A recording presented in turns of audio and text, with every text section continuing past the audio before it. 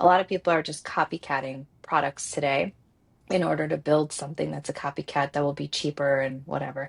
They haven't gone that deep. They haven't explored what it means to solve the problems that Salesforce has solved or the problems that, pick another massive company that we all know and love. Welcome to Product Etc., where we feature the operators, builders, and leaders doing tech differently. I'm your host, Joanne Martin. Every episode, I sit down with Tara Goldman and Mackenzie Hughes, the go-to product exec duo behind Goldhue, to talk with someone we admire. Someone who's figured out how to build something real without losing the thread of who they are. And we ask them how they did it. Today's guest, Christine Itwaru, is the founder of The Product Heart, a fractional product leadership practice that's quickly become one of the most thoughtful corners of the product world. The reason we wanted Christine on first, and yes, she is our very first guest, so no pressure, is what she built alongside that. The Product Heart isn't just a consulting practice. It's a 4-year body of work that profiles product practitioners with the kind of depth and humanity the industry mostly skips over, but honestly needs now more than ever. Christine has over 16 years of product leadership experience, from Vitally to Userflow and Beamer. She built Pendo's product operation function from scratch. But Christine opens every conversation by getting to know the person behind the product, which is exactly what we're doing here today. Welcome to Product Etc. Christine, you start a lot of your own interviews talking about people's hometowns and their background, where they're from. Tell us a little bit about yours. Okay. New York, born and raised. One of my proudest things. I always say that. Yeah, so born and raised in New York, big family, meaning like big extended family. Mom's one of eight, dad's one of 12. Lots of cousins, which a lot of us grew up very, very close in close proximity and then also close as like best friends growing up. My dad's side, my mom's side was in Toronto, so I would be up there a lot too. But yeah, that was where I grew up. It definitely was chaotic and shaped me, and I think the love of being around people and kind of like a community feel started very early for me because of that environment. Um, and there were a lot of folks that were going through very similar kind of, it's first generation, right? Like first generation child, and a lot of people's parents were in that same boat, grew up in Queens in New York. And a lot of families around there from everywhere in the world. Obviously, I think Queens is still the number one diverse place in the United States. I'm pretty sure. Um, but that's where the melting pot is. And so, yeah, that's where I grew up. I feel like Christine asked me this question, and she might have asked Mackenzie in the interview. So I'm curious to kind of ask it back, which is, um, you think you painted like a great picture about how you grew up and all the people around, but I'm curious if there was like one person or in particular, an experience that really shaped you and who you are today. Yeah. Yes, my cousin Glenn. I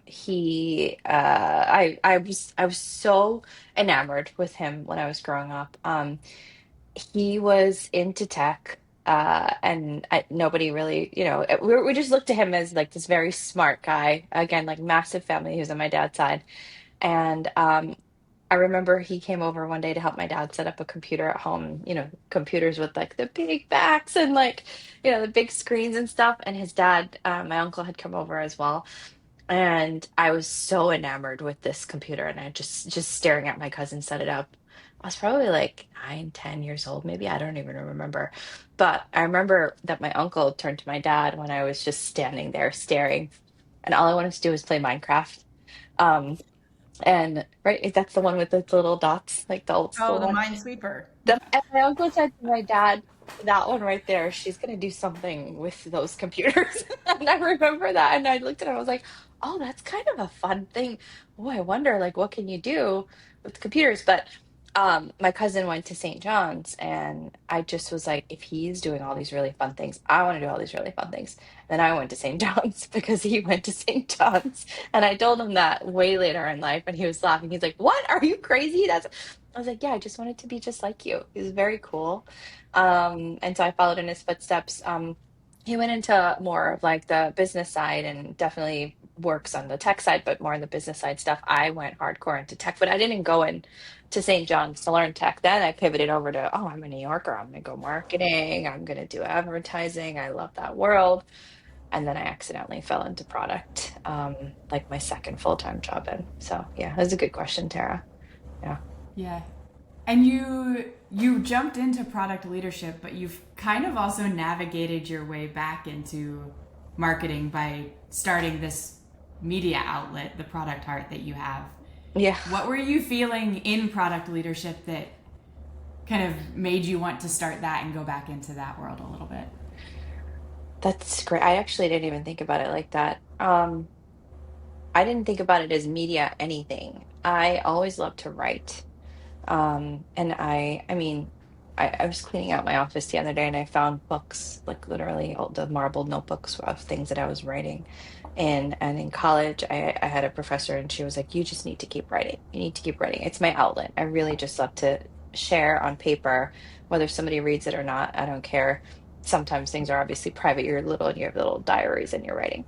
Um, I just wanted to share. And I started it when I realized that I was getting asked a lot more about certain things, product ops, how to stand up your team, how to poll your internal audience for the biggest pain so that you can figure out where to focus your energy, how to help your leaders align around OKRs. Like there were these questions that just kept coming up to me. And it was, partially because I was working at Pendo at the time where I had access to so many product teams and so many product people.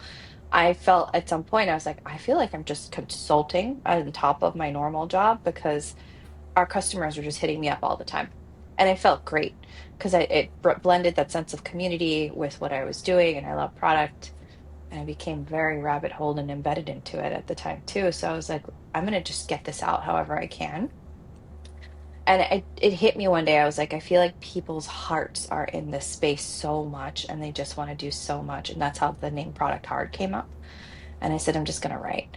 So it wasn't anything to do with the word media. And it's funny as you say that, I didn't even think about it like that. It's just a way of scaling knowledge and really trying to share it out to whoever was needing it at the time, especially in the product ops part of our world. Yeah. You're talking about all the heart that exists within product people, and I'm curious to hear like if you think that's changed over time because you know I think the four of us are so passionate about tech and we care so much, and I still see a lot of these people existing in tech but in an environment that has almost like tried to pull that heart and pull that soul out of people in ways, right? Like Yeah. we've seen tech change so much from like I would say like the best days, at least for me, like 2014, like the earlier years, and something has changed significantly over the past few years. And I'm curious to hear about like maybe how your interviews have changed over time, like what you're hearing from people, if people still have that like heart and soul, or if people are like feeling differently these days. What are you seeing? Both. I see both. Yeah. When I'm interviewing people, I've been reaching out mostly and then getting referred to people who have been doing it like us for quite a while and who understand the craft, which is what drives the heart, right? Drives that product heart. Oh God, there's the thing. Um, Sorry, intentional, not intentional. Um, and those people are very much embedded in the world of product management as we knew it, or the I would say like the time period we knew it to be core product management. Um, and now we're all trying to navigate this thing, this whole AI thing, which is both awesome and frightening at the same time. So I think to answer your question bluntly, it has changed. And it's changed because I'm seeing this kind of new generation of product people that are coming up that Yeah. are really interesting. Like founders that I've worked with in the past have led, most of them have led with the purpose of solving a problem and going after a very solid why and growing a beautiful business from it. And those founders are really successful. And like, I'm proud to have worked with some of the best ones I feel in the industry. Um, what those founders do very well is they find people who believe in that mission, they believed in that craft, and they Yeah. believe in making a difference to the customers that they serve. And I think if a founder is really anchored, or the business is anchored in that belief, and it's not just about building a product, it's about building something that is going to last and building something that's going to change lives. That's where the product hearts are able to thrive, and they're able to go in and really apply the craft and all that stuff.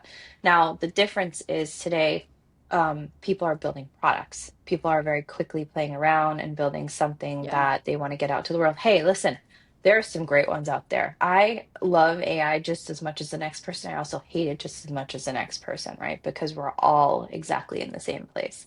The 1% of companies like Global and Anthropic who are really doing incredible things in this world are able to show outcomes from what they're doing, but they're solving problems for the future because they can predict the way people are going to behave in the future. A lot of people are copycatting products today in order to build something that will be cheaper. They haven't gone that deep. They haven't explored what it means to solve the problems that Salesforce has solved, or the problems that, pick another massive company that we all know and love. It's very different. And so I go back to the founder again. Those founders are very much looking for people who will be in founder mode with them, who are just going to be aggressive, pushing things out the door, Yeah. really getting AI to move the needle for the company and go fast. I mean, I think for the most part, these companies are looking to turn around really quick. So your question about whether that's changed, it's changed quite a bit because of the tooling and what we have access to empower speed over longevity. How to follow up on that? I think you're bringing up a big tension that's showing up right now in Yeah. product, which is you talked about the craft and like having that heart and really going deep on the problem with the speed and velocity to drive, I would say, like commercial ROI really fast. Yeah. Right? How are you seeing that like tension or duality play out for folks that you're speaking with across the industry? Um, I, did you read Marty Kagan's recent article on build to learn versus build to earn? Um, there's the concept, his concept there was, the PMs that are doing this very smartly and the best way right now are the ones who are building to learn, meaning that they're using AI to create prototypes, get alignment, start to Mhm. validate and learn what's working and iterate very quickly and get things out the door that are going to be valuable to customers, still valuable, viable, all the things that we're looking to do. The ones who are building to learn are the ones that are building very quickly and trying to sell and make a dollar. And so, I love, if you haven't had a chance, definitely read the article. It's the concept of like, yeah, we want to build to learn so that we can learn what's actually going to move the needle for the business. Then you build to scale. Then you build to earn. That's when you really start putting things through the mill and then like pushing product out the door faster and scaling it for more customers and all that stuff. So I think I'm answering your question, Tara. But if I'm not, then just reframe it a little bit for me. But I see it playing out where the right ones, the best ones, not the right ones, sorry, the best ones who are leaning into AI are like, oh, validation, alignment, um, iteration, and experimentation. That's what we're doing with this right now. I think the other thing too is they're not being cocky and saying, I'm now an engineer. Mhm. They're, in my opinion, we need engineers. Like, I mean, I'm so, I'm not saying the team structure is going to be the same anymore, and there's like a 1 to 6 or a 1 to 7 model anymore for PM to Eng.